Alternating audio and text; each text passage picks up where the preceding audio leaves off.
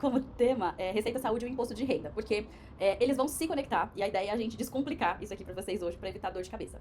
A minha apresentação aqui, depois eu compartilho para vocês, porque tem mais detalhes, mas como é que surgiu esse negócio de a Receita Federal, ela querer que os profissionais deixem de emitir um simples recibo feito ali no seu computador, no Word, e passasse a requerer que os profissionais da saúde emitissem, então, esses documentos na sua própria base, criando um próprio aplicativo para fazer esse controle e gestão.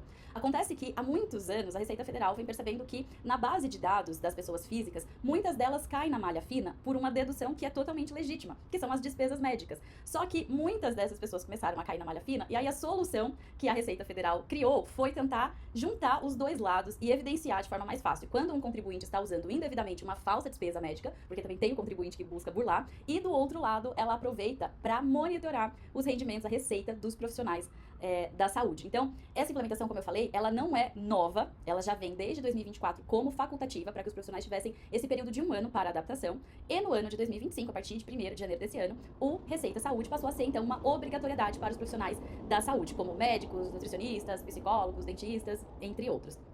E aí, o objetivo, então, é que a gente tenha o cruzamento automático desses dados, que é o paciente que passa, faz um pagamento e deduz isso no imposto de renda, e do outro lado, o profissional que faz essa declaração e automaticamente fica obrigado a recolher imposto de renda sobre as suas transações mensais. E aí, por que que isso é importante? O Receita Saúde, quando ele não é emitido corretamente e na ausência dele, ele pode causar multa, penalidade e até retenção da declaração do paciente na malha fina. Então, os pacientes, no ano de 2024, usaram, né, e receberam recibos comuns, recibos do Word, recibos sem nenhum tipo de autenticação, e vão fazer o seu imposto de renda agora em 2025 com esses recibos. O que vai acontecer é que no imposto de renda do ano de 2026 não serão mais aceitos simples recibos. Então, o profissional vai precisar ter entregue para o seu paciente o recibo correto ali do Receita Saúde, para que ele não tenha uma triste surpresa ao final ali do ano calendário, que é um monte de paciente ligando e falando assim: doutora, eu esqueci de pedir o recibo, me envia. E aí, como é que depois de um ano você vai fazer, né, a emissão desse recibo? Como que você fala para a Receita Federal que em janeiro de 2025 você não emitiu esses recibos, porque você ainda não estava preparado? E aí não tem como justificar, né? Uma, porque a gente não pode alegar desconhecimento da lei. E dois, porque a Receita Federal vai contrapor que ela deu um ano para que a gente pudesse fazer a adaptação de forma facultativa e não foi feito. O Receita Saúde, ele é obrigatório para quem? Para mim que tem um CNPJ, para mim que não tem um CNPJ, quem é, né? Esse sujeito que precisa ficar atento ao Receita Saúde. Inicialmente, o Receita Saúde, ele é para o profissional autônomo, que o autônomo é aquele que presta o serviço na pessoa física, ele não tem nenhum tipo de vínculo empregatício, e ele recebe o recurso diretamente ali dos seus pacientes, e por isso ele fica responsável por cuidar da declaração dos seus rendimentos, usando o que a gente chama de carnê-leão. Carnê-leão, para quem nunca ouviu essa expressão, é uma declaração mensal de imposto de renda. Normalmente as pessoas conhecem a declaração de imposto de renda anual, que na verdade tem um nome que é declaração de ajuste anual. E por que ajuste? Porque as pessoas precisam todos os meses declarar imposto de renda e recolher imposto de renda. Quando você está no cenário que você é assalariado e você trabalha no regime CLT, essa responsabilidade pelo recolhimento e pela declaração do imposto de renda fica a cargo do empregador. Então, o empregado CLT ele não precisa fazer nada. Quando você é autônomo, você fica então com essa obrigação de todos os meses você precisa apurar quanto você recebeu, quanto que é o valor do INSS que você recolheu, qual que é o valor final do imposto de renda, então, que você precisa gerar a guia de recolhimento. Então, você acaba ganhando uma super obrigação ali mensal. E aí, como eu já antecipei, a contribuição para o INSS, ela não é uma contribuição facultativa. Ela só é facultativa se você for uma pessoa do lar ou você for estudante. Na qualidade de autônomo, você já é um segurado do tipo obrigatório, porque você tem renda. Nesse caso, também é necessário que mensalmente você faça o recolhimento do INSS. O INSS é um tipo de despesa que é dedutível no carnê-leão mensal. Então, se você pagar R$ 200 por mês a título de INSS, esse valor é deduzido do valor de imposto de renda que você teria que pagar. E aí, como que tudo isso aqui se conecta com o Receita Saúde? O Receita Saúde, ele é obrigatório para o profissional de saúde fazer a emissão.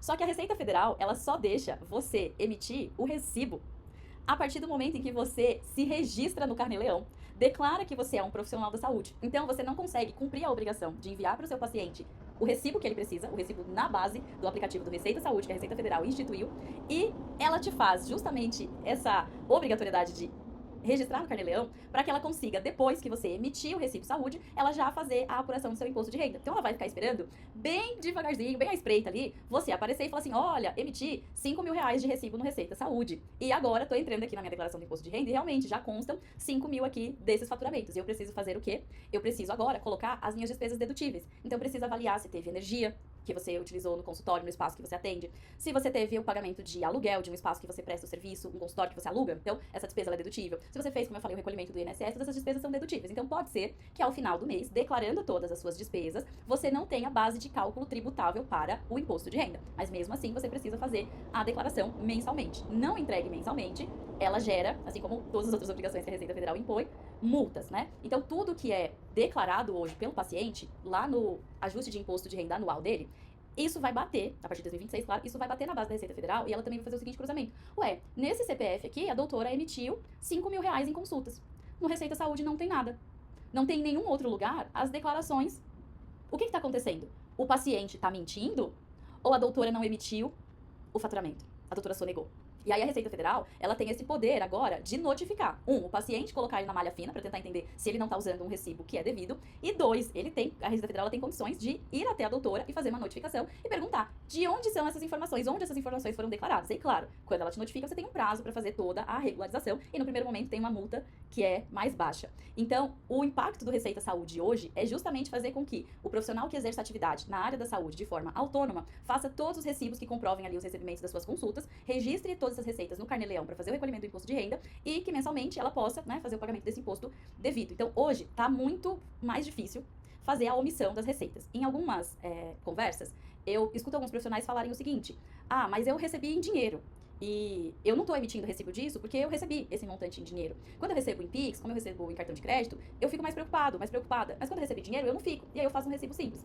O que acontece? Não sei se vocês acompanharam essa grande discussão no início do ano, falando sobre a fiscalização do Pix, a taxação do Pix. E o governo veio esclarecer que o Pix não vai ter nenhuma taxação. Então, em setembro de 2024, o governo ele implementou uma medida que era a seguinte: toda a movimentação de Pix de R$ 5.000 das pessoas jurídicas e toda a movimentação de, R$ 5.000 das pessoas físicas e R$ 15.000 das pessoas jurídicas seriam monitoradas pela Receita Federal, a fim de averiguar se, ao final do ano calendário, as declarações de imposto de renda também estavam coerentes com as movimentações, com as transações ocorridas ali nas contas bancárias, por meio de TED, Pix, DOC, cartão de crédito, aplicações financeiras, seguros contratados, entre outros serviços.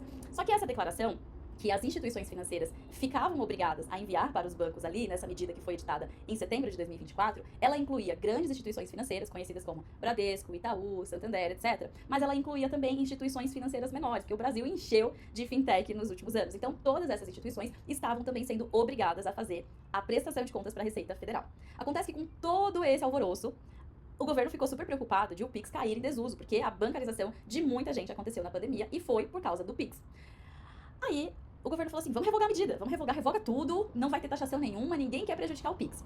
Acontece que essa medida que foi editada em 2024 e tinha validade a partir de 1º de janeiro de 2025, ela trazia valores, como eu falei pra vocês, 5.000 pessoa física, 15.000 pessoa jurídica. Quando essa medida ela foi revogada, ela voltou para a medida anterior.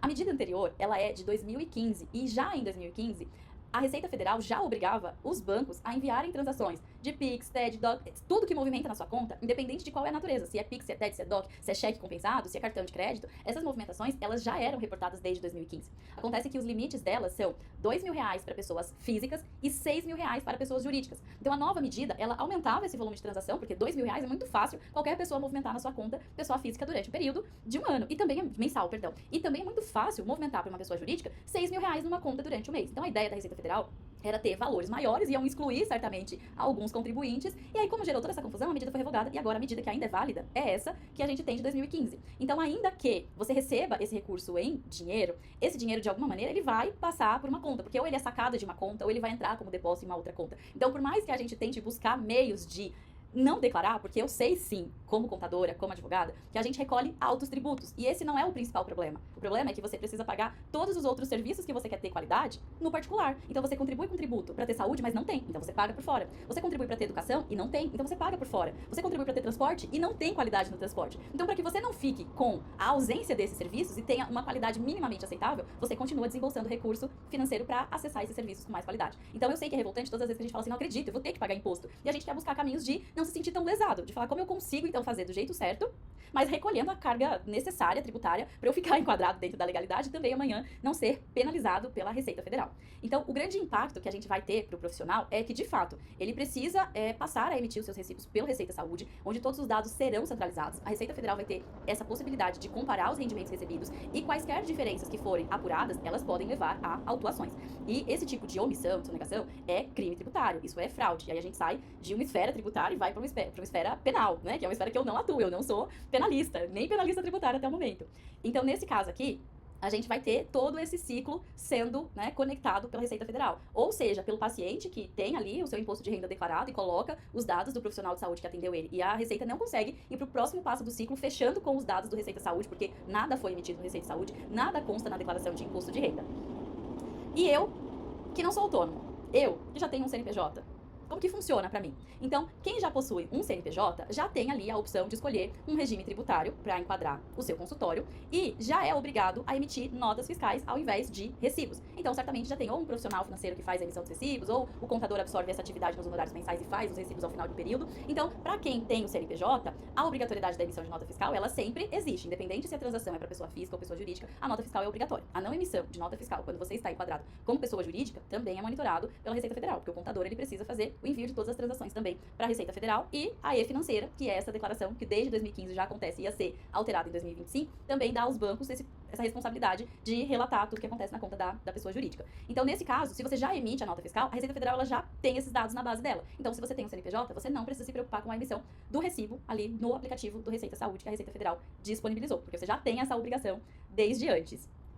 E muita gente fica aflito, porque agora, com esse contexto em que o autônomo ele tem que emitir vários recibos, precisa fazer a declaração do imposto de renda mensal, tem que fazer todo o controle financeiro, tem que fazer uma gestão que vai ficando muito complexa. E, principalmente para quem tem um número de pacientes muito grande. Para quem ainda está com um número menor de pacientes, certamente no primeiro momento dá para fazer uma boa gestão, dá para organizar em planilha. Mas para quem já tem um número grande de pacientes, os riscos de não conseguir contabilizar, não dar tempo de fazer todo esse trabalho, né, administrativo, pode acabar saindo um pouco caro, né? Porque as omissões terão ali as suas penalidades, os atrasos nas declarações terão as suas penalidades. Então, o momento de talvez você sair desse quadro de autônomo e abrir um CNPJ, ele vai ter várias particularidades. Então, normalmente, você se sente mais seguro para dar esse passo quando você tem uma carteira fiel e estável, quando você já tem uns pacientes que você tem recorrência, que você sabe ali qual é a estimativa de receita mensal. Quando a sua receita aproximadamente está maior que 4.500, você já está chegando no momento de começar a pensar em trocar o seu CPF pelo CNPJ.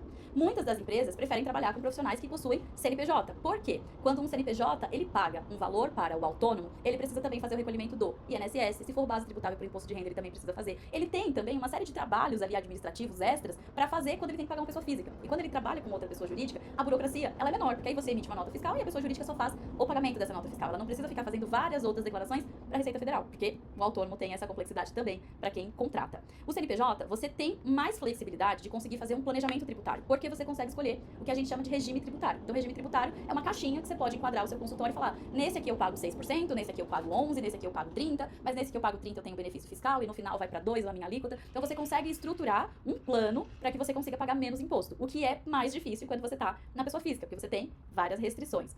Quando você tem o CNPJ, normalmente a gente percebe um impacto na marca, em termos de credibilidade, passa mais profissionalismo também. E claro, a gente separa as finanças pessoais daquilo que é profissional.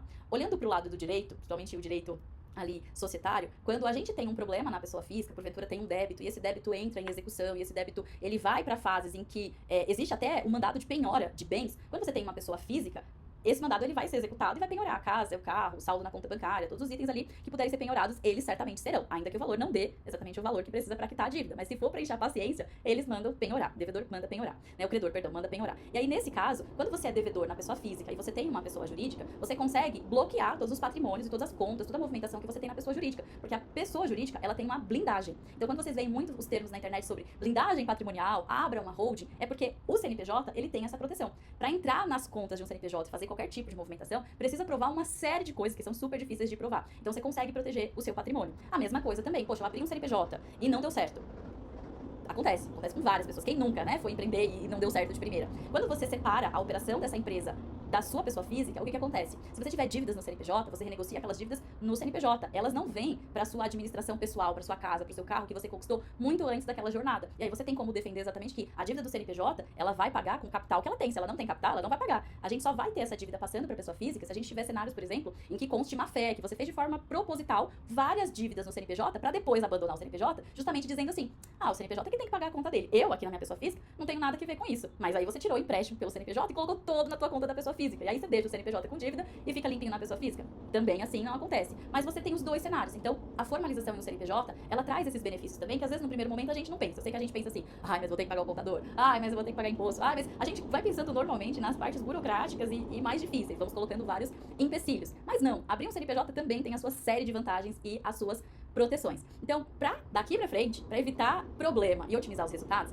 aqui a minha orientação é: mantenha uma organização financeira para que você tenha um controle que seja rigoroso das suas receitas e das suas despesas. Por quê? Porque as receitas deveriam estar constantes na base do Carnê-Leão e as suas despesas também serem deduzidas no Carnê-Leão. Separe as suas contas pessoais e profissionais se você tem já um CNPJ. Evite de fazer essa mistura, por quê? Porque como a Receita Federal, ela cruza, por meio da E-Financeira, as informações, ainda que você tenha um CNPJ, mas você recebe todos os recursos na pessoa física, mesmo assim a Receita pode notificar você porque tem uma inconsistência. E ela vai falar: se você tinha uma pessoa jurídica, por que você recebeu na pessoa física? E aí ela pode exigir que você seja tributado em 27,5%, que é ali, né, o teto do imposto de renda da pessoa física. Então, separar o que é pessoa física e o que é pessoa jurídica também é importante no contexto de gestão financeira.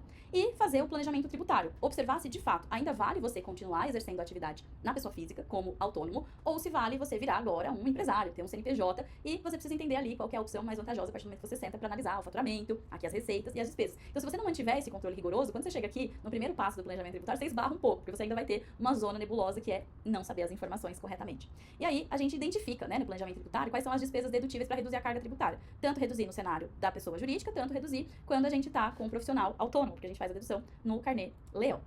Então, é uma escolha sábia que precisa ser feita, porque o autônomo, ele tende a gerar pagamentos de tributos que variam de 7,5% a 27,5% sobre a quantia recebida. Isso aqui a gente está falando sobre imposto de renda. E como eu falei para vocês, o autônomo, ele pode até não recolher, mas pela lei, ele deveria recolher o INSS, que tem ali um valor de 20%. É claro que tem outros formatos, você pode pagar, por exemplo, 11% de um salário mínimo e você também vai se aposentar com um salário mínimo. Mas se você quiser se aposentar com 20%, significa que o seu valor de benefício na aposentadoria, ele vai ser maior que um salário mínimo. Então, claro que você tem essa opção de escolher pagar 11% ou 20%, mas aí depende muito da realidade de cada pessoa. Então, pra gente escolher fazer essa mudança, precisa considerar aqueles passos anteriores que eu falei. E aí, eu coloquei pra vocês aqui um quadrinho onde eu fiz uma simulação de qual seria a renda mensal, a renda anual e ali o impacto do tributo do imposto de renda da pessoa física anual, o impacto do imposto de uma pessoa jurídica que seja do lucro presumido e o imposto de renda de uma pessoa jurídica que seja do Simples Nacional, tá? É claro que a escolha do regime tributário vai depender de vários fatores, como eu falei, faturamento, as despesas, a estrutura, entre outros aspectos. Mas aqui no nosso exemplo, se você tem uma renda mensal de 2.500 mensal, tendo 31 mil anual, é muito vantajoso você ficar na pessoa física, porque você vai pagar R$ 486 de imposto de renda, enquanto no lucro presumido 2.700 e no Simples Nacional 1.860. Então, aqui sem discussões. Quando a gente chega aqui nessa faixa de 4.100, que você já tem uma renda anual de 50 mil, o seu imposto anual na pessoa física, ele já está em R$ 3.400, a pessoa jurídica já custa, no lucro presumido, 3.800 e o Simples Nacional já custa R$ 3.000. Então, aqui, claro que você vai falar assim, mas aqui é 3.400, mas no Simples Nacional eu tenho que pagar o contador, eu tenho que fazer X, Y, Z. Então, aqui nessa faixa, talvez ainda valha, né, aquela análise de falar assim, não, aqui eu espero mais um pouquinho, né, eu vou me preparar para abrir o CNPJ, mas ainda não é o momento. Mas aqui você já tem um alerta de que, pode estar chegando esse momento que a pessoa física não faz mais sentido para mim. Quando você vai para um rendimento de 6.750 anual, você tem aqui um valor, 6.750 mensal, 81 mil anual. Quando você tem esse cenário aqui, você fica com 11.718 de imposto na pessoa física. Então, nesse caso, o que acontece? Você repara que o lucro presumido é 6.200 e o valor de Simples Nacional é 4.860. Então, nesse caso aqui, a gente tem que fazer o seguinte, tem que fazer o processo de migração.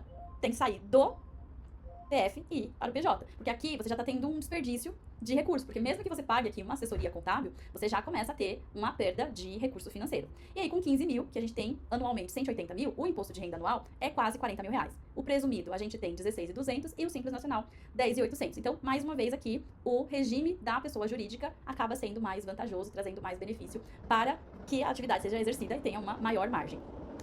Eu trouxe esse slide aqui, e aí esse aqui é reaproveitado, tá? Já vou logo confessar.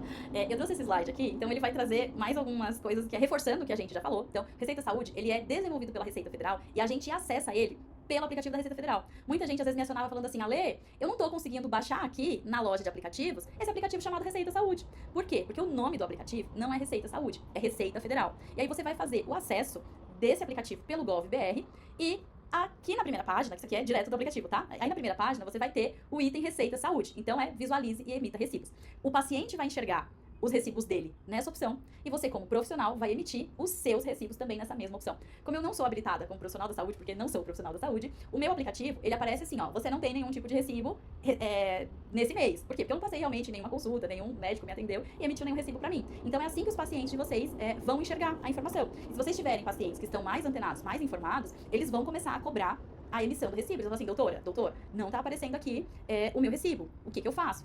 Então esse aqui, ó, é o print da tela inicial do aplicativo da Receita Saúde. Aí até dá pra ver aqui, ó, dentro do aplicativo, algumas opções que ele tem.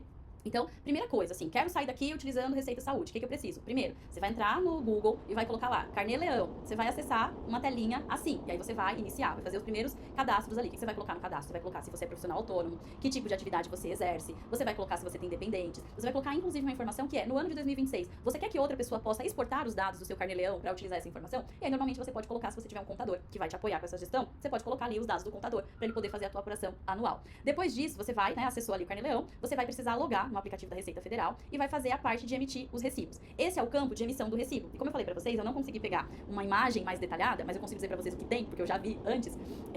Quando você entra como profissional, ele vai perguntar pra você qual que é o CPF do paciente, o nome do paciente e quem é o pagador.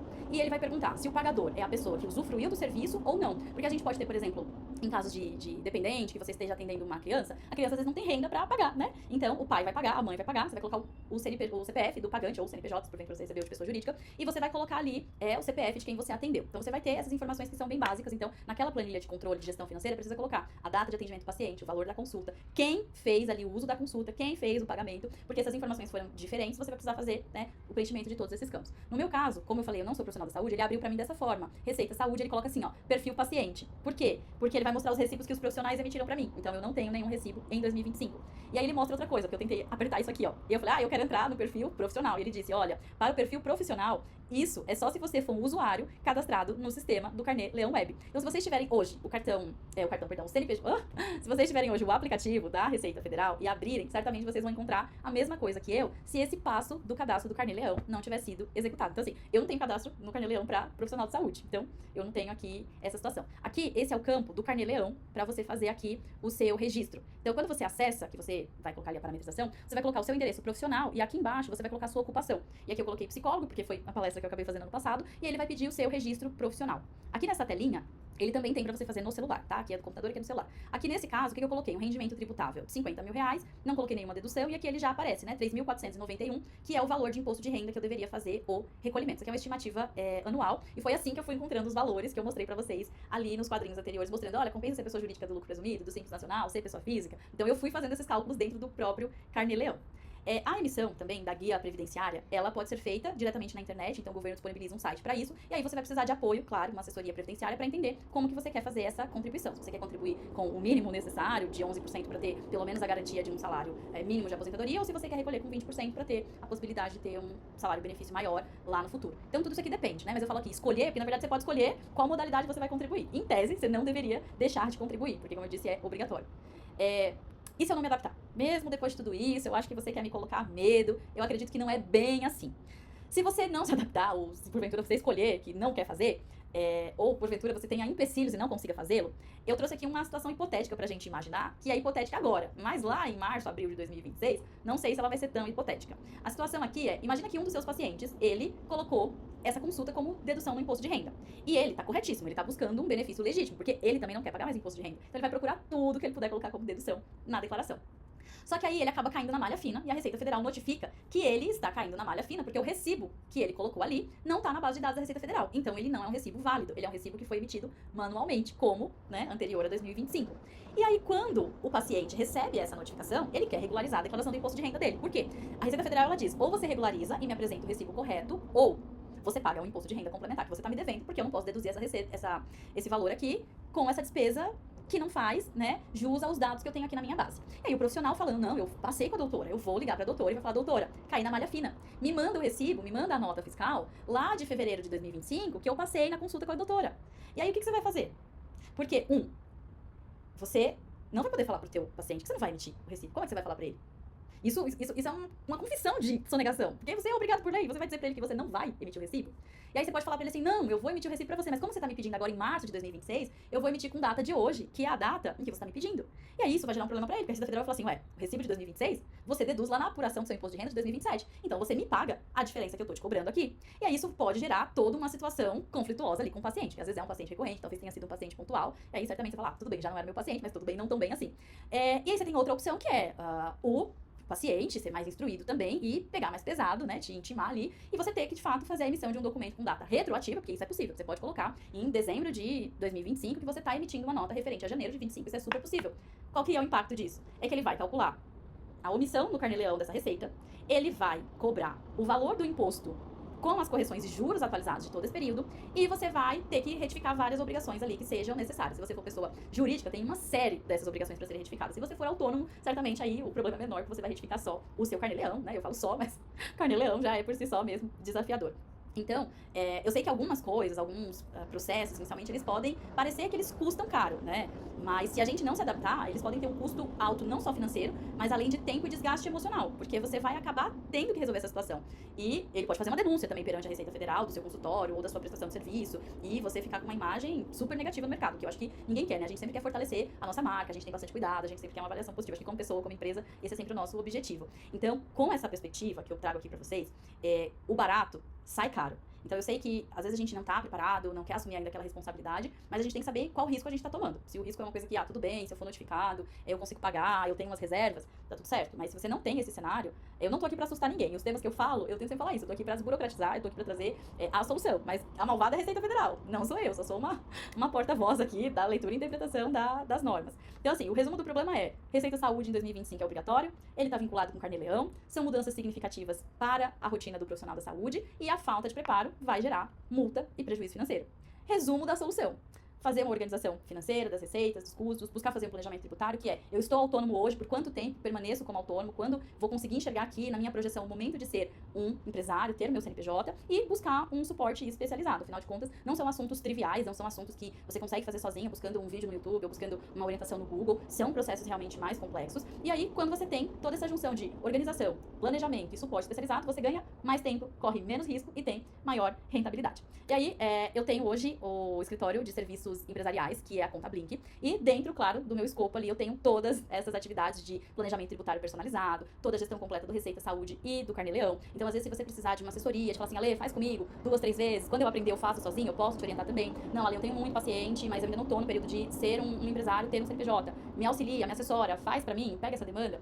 Conta Blink assessora também. Então, toda a parte de educação, consultoria, suporte contábil fiscal, a gente tem disponível para que você não sofra nesse momento falando, estou desamparado, preciso buscar um profissional, onde eu vou achar uma empresa, eu vou aqui no Google, como é que eu encontro? Não precisa. Eu tô aqui falando sobre o problema, mas também com a expectativa de fazer parte da solução para vocês. Então a Conta Blink, ela surgiu justamente de buscar atender essas necessidades que o pequeno empreendedor tem. Eu tenho muitos clientes que são startups, que são pequenas empresas. Hoje eu prefiro esse atendimento boutique, porque eu sei que às vezes no dia a dia você não tem tempo de falar com uma empresa que é burocrática, que não consegue te atender. Então aqui eu prezo muito por ter escala de automação nos meus sistemas, mas falar diretamente com as pessoas e ser a Alessandra que vocês estão vendo aqui no meu dia a dia, trazendo para vocês de forma leve e descontraída todas essas soluções, é uma florzinha de muitas soluções aqui. E eu tô assim super à disposição para tirar dúvidas de vocês agora sobre tudo isso que eu falei, para quem tem uma situação específica, para quem já tentou cadastrar e não conseguiu.